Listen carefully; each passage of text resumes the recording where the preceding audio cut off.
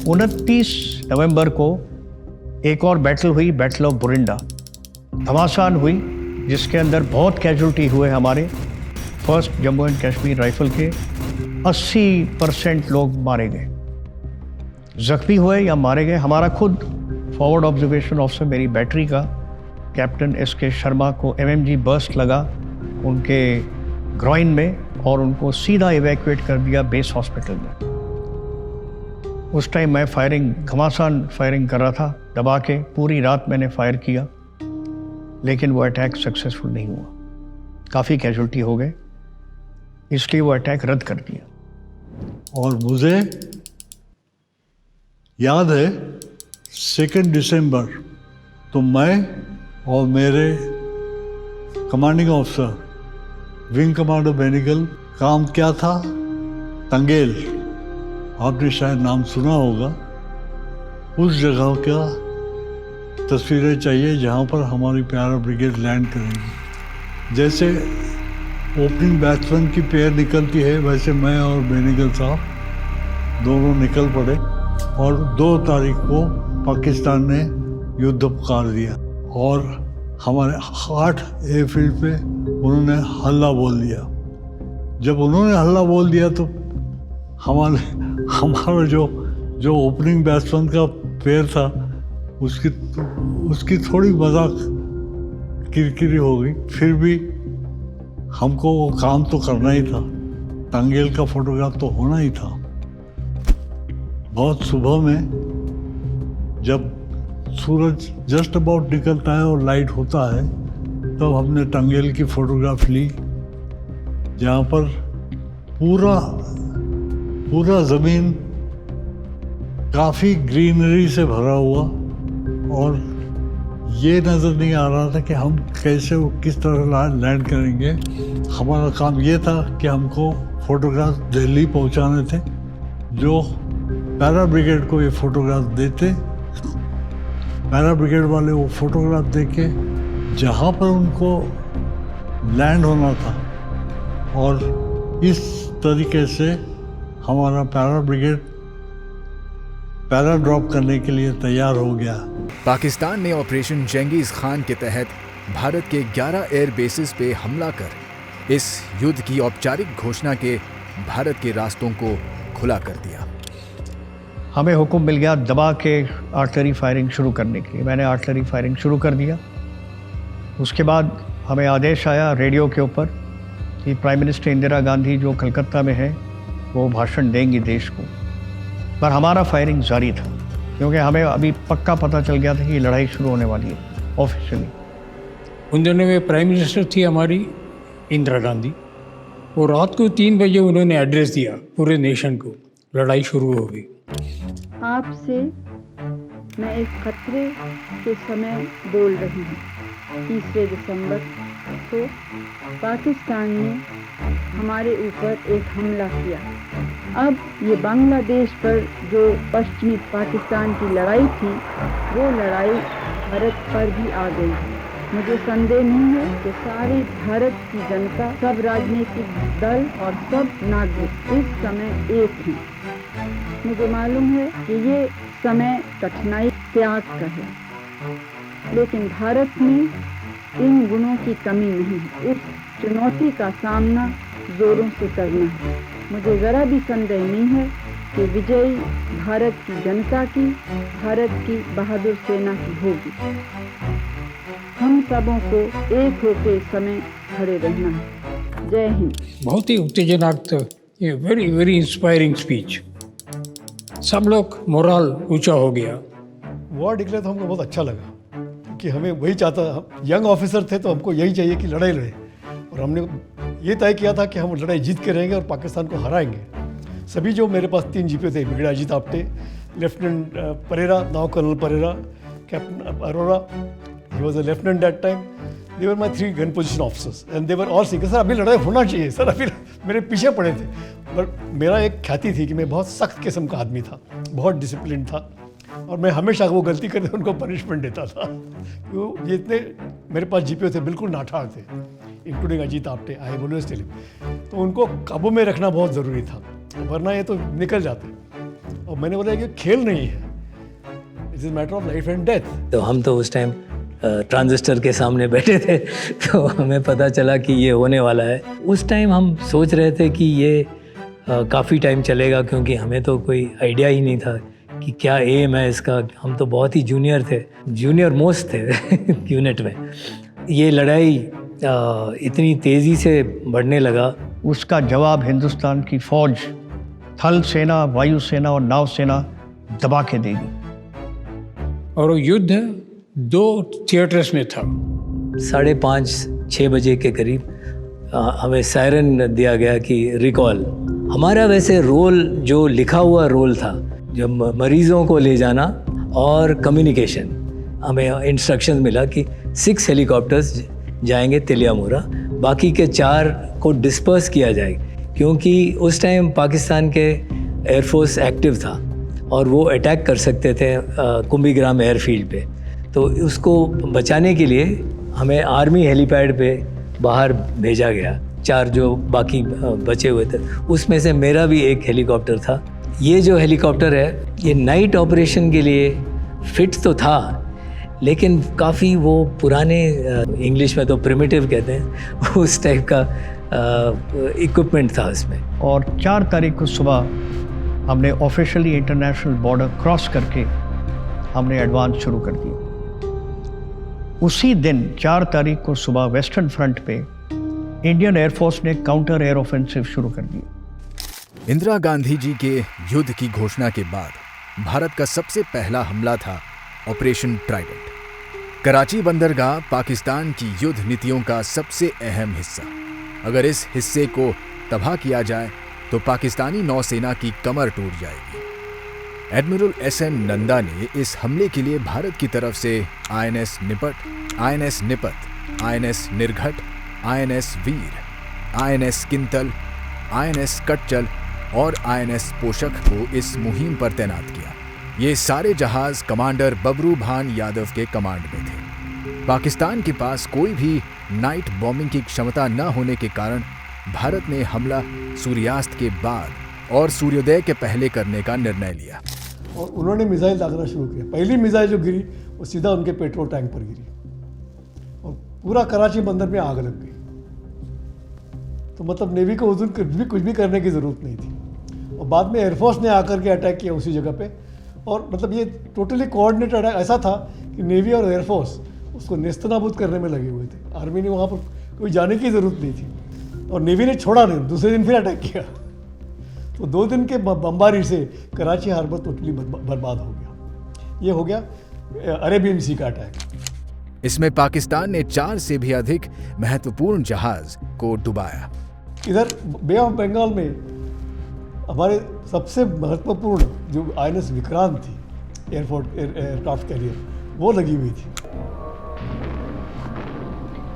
इस दुर्घटना में भारत के कुल 193 जाबाज शहीद हुए, जिसमें शामिल थे महावीर चक्र से सम्मानित कप्तान महेंद्र नाथ मुल्ला।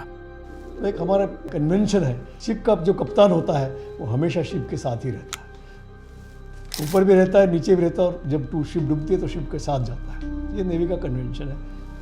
तो उन्होंने हमेशा विद ऑनर, मतलब सबको सैल्यूट करके निकल जाते हैं, वैसा उन्होंने किया।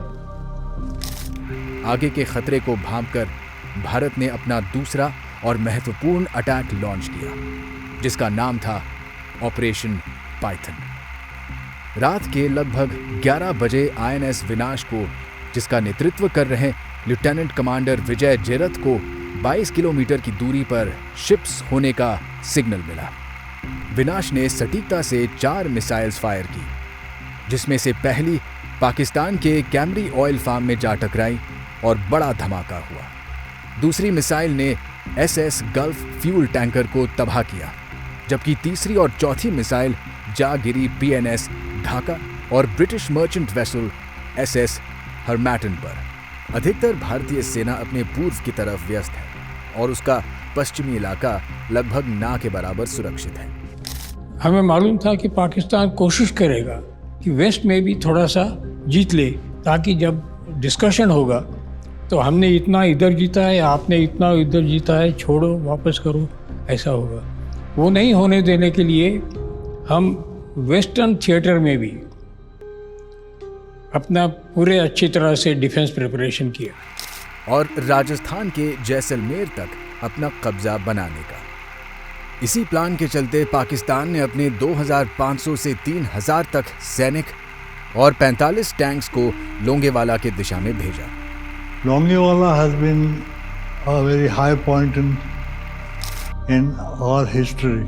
ये कहा जाता है कि वो ये कहते थे रात का खाना जोधपुर में करेंगे, जैसलमेर में ब्रेकफास्ट करेंगे और दूसरे दिन का सुबह का ब्रेकफास्ट हम दिल्ली में करेंगे।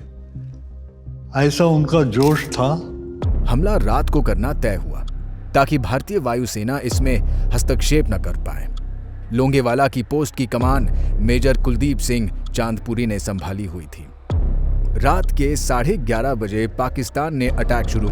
उसके तट 106 mm की M40 राइफल के साथ पाकिस्तान के लगभग 12 टैंक्स का खात्मा कर दिया था। उसी वक्त पाकिस्तानी सेना को एक तार दिखी। महसूस होता है कि उनको लगा होगा यहाँ पे माइन फील्ड है, तो उन्होंने अपने टैंक रोक दिए। उसी टाइम मेजर चांदपुरी ने फायरिंग शुरू कर दिया। आर्टिलरी की भी फायरिंग शुरू हो गई और उसी के साथ भारतीय राइफल्स ने टैंक्स के साथ साथ आए सप्लीमेंट्री फ्यूल्स को उड़ाने की वजह से लगी आग में सारे पाकिस्तानी सैनिक साफ साफ दिखने लगे, जिससे उन पे निशाना साधना आसान हो गया था। तो army was asking for help from air force, मगर हमारे उस टाइम रात का कोई हवाई जहाज अटैक करे ऐसा कोई हवाई जहाज नहीं था। और उनको कहा गया कि किसी तरह से आप सुबह तक उनको रोक लो, ताकि सुबह की पहली किरण निकलते ही भारतीय वायुसेना ने कमान संभाली। उसमें 2 हमारे आर्टिलरी के एयर ऑब्जर्वेशन पोस्ट पायलट्स थे, जिसमें से एक पायलट उस टाइम कैप्टन PPS सांगा, उनको वीर चक्र मिला, और एक मेजर आत्मा सिंह। उन्होंने जो हमारे हंटर्स आए और जो हमारे फाइटर्स आए, उनको गाइड किया पाकिस्तानियों के टैंक के ऊपर।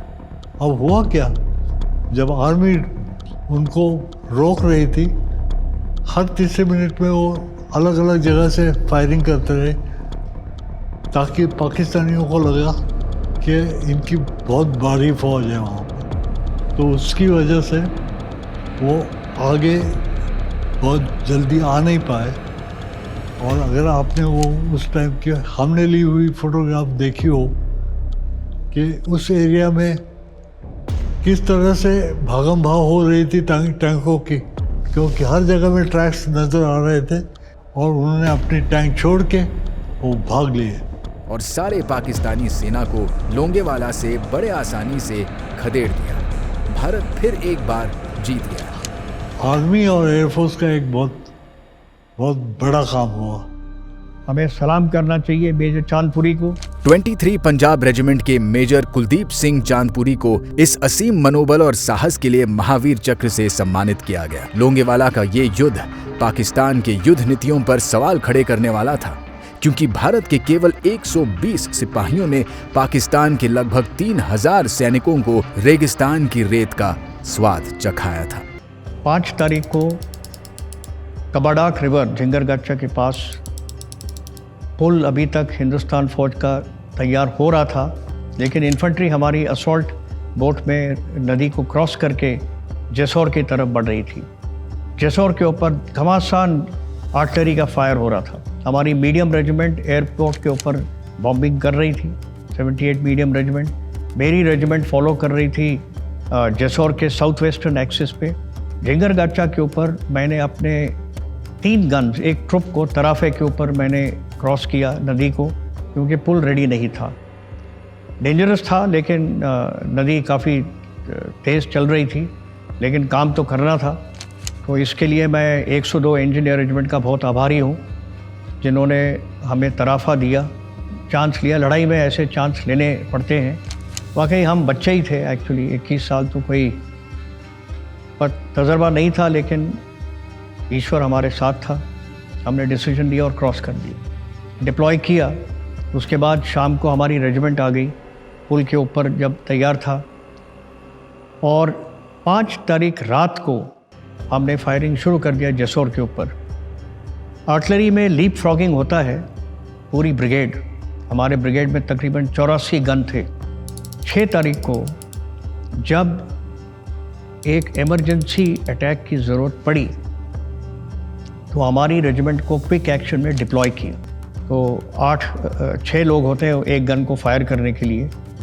हमारे ट्रेलर पीछे थे, एम्यूनिशन के लिए हमको लोग भेजने पड़े।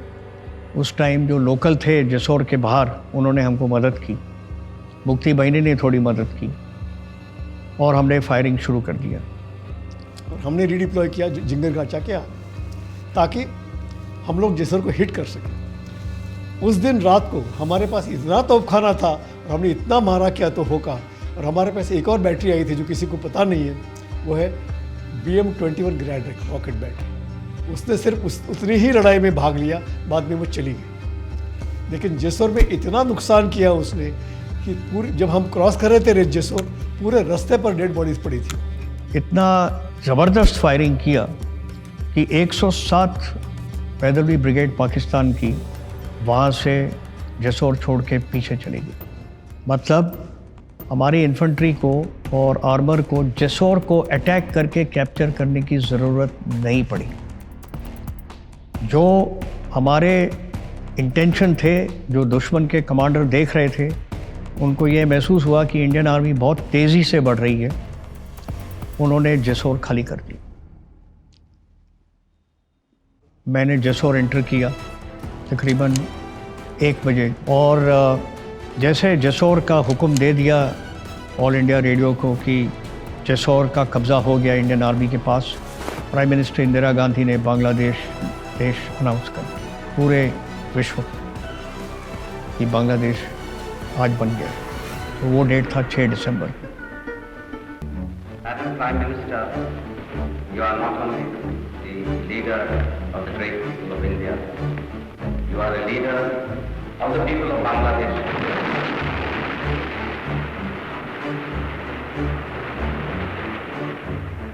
Madam Prime Minister, you are not only the leader of the subcontinent, but you are the leader of mankind.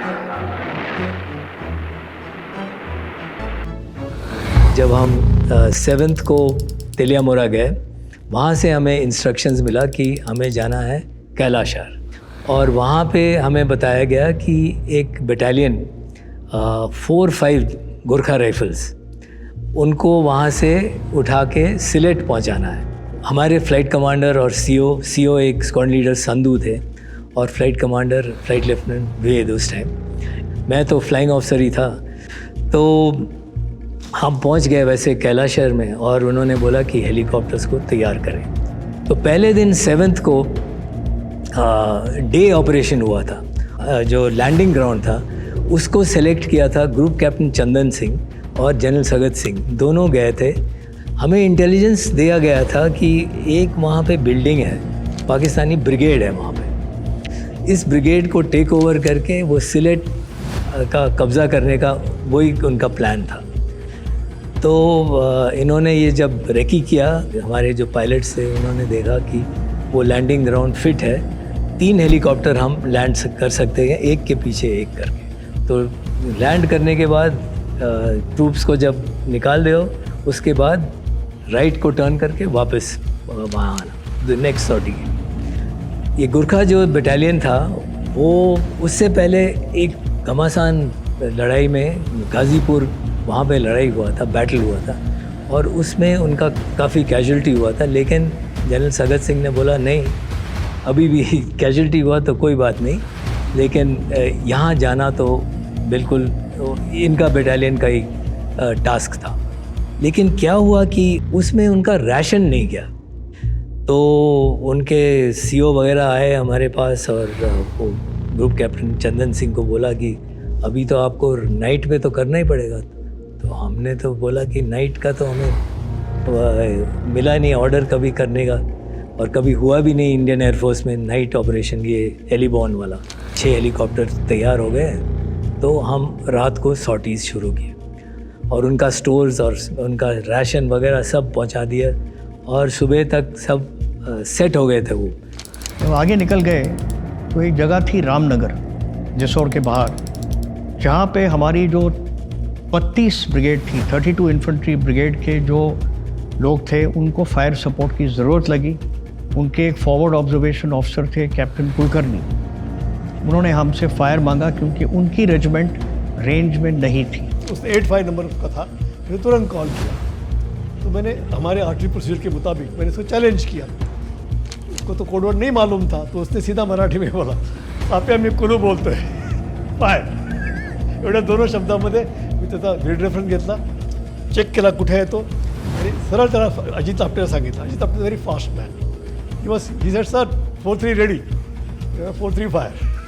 मैंने फायर किया कैप्टन कुलकर्णी के लिए और उनके नज़दीक फायर किया क्योंकि दुश्मन का काउंटर अटैक हो रहा था। उस काउंटर अटैक को हमने तोड़ दिया। लेकिन वो फायर करने से गनें गर्म हो जाती हैं। Ajit reported gun red, gun hot. Literally I could see all 6 guns were red hot. But I should continue fire till Kulkarni asked for fire. Let the guns burst. मुझे गन्स के बारे में ज़्यादा मालूमात थी. 25 pounder is called as mother of all guns. It took part in Second World War. So I knew it is unlimited life. So it continued firing, but luckily for us, Kulkarni was saved that day. It was the night of 8 December after capture of Jessore. लेकिन अफसोस की बात है कि 16 तारीख को मारे गए, वापस नहीं आए। उनकी बीवी, एक बेटी और एक बच्चा लड़का पीछे छोड़ गए। और अफसोस है मुझे कि मैंने उनके पिताजी को बचाया था, लेकिन वो नहीं रहे। वो अभी तक मेरे साथ कांटेक्ट में हैं। एक किस्सा सुनाता हूँ। 2 बम्बर जो हवाई जहाज तैयार थे, उसके लिए क्रू कम पड़ रहे थे हमारे पास।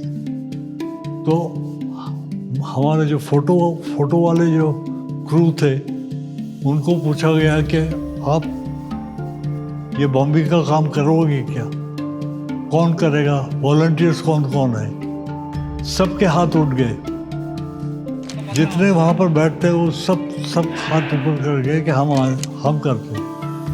अब जिन्होंने 3 साल कभी बॉम्बिंग का काम किया नहीं था और बॉम्बर का एयरक्राफ्ट देखा नहीं था, वो तैयार हो गए थे कि हम करेंगे।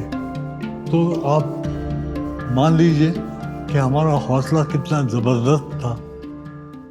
पाकिस्तान को कुछ BBC रिपोर्टर्स थे उनके साथ, तो वो उनको बताया गया कि ये जो मी-4 हेलीकॉप्टर हम उड़ा रहे थे उस टाइम, ये मी-4 नहीं था, ये मी-8 था।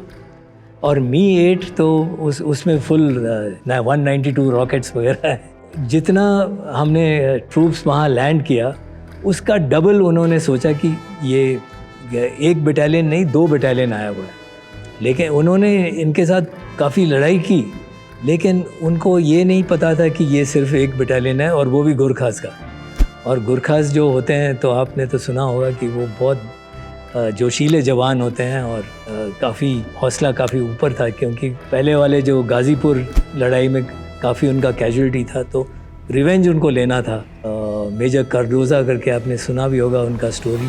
तो आगे जब जा रहे थे, वो माइन पे उनका पाँव पड़ गया था उसके ऊपर, माइन के ऊपर, कि उन्होंने अपना हेल्पर था, उनको बोला कि इसको काट दो, और वहीं पे बिना एनेस्थीसिया वगैरह के काट दिया था। ये एक पाँव के साथ मेजर जनरल बने, लेकिन वो उस टाइम ये गुरखा बटालियन का 2IC थे, नंबर 2 था उस टाइम। उसके बाद हम शिफ्ट किए, पूरा जो डिटैचमेंट था उसको हम अगरतला ले चले।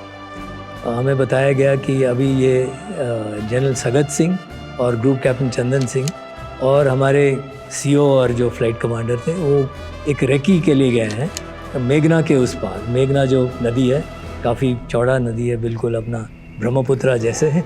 पाकिस्तान ने क्या किया कि अखोड़ा जो अगरतला के बगल में एक जगह है, वहाँ पे लड़ाई हुआ था, और वो वहाँ से हमने उनको हटा दिया था। जब वो रिट्रीट कर रहे थे, वापस जा रहे थे, तो एक कोरोनेशन ब्रिज करके एक बहुत बड़ा ब्रिज है, उसको उन्होंने उड़ा दिया।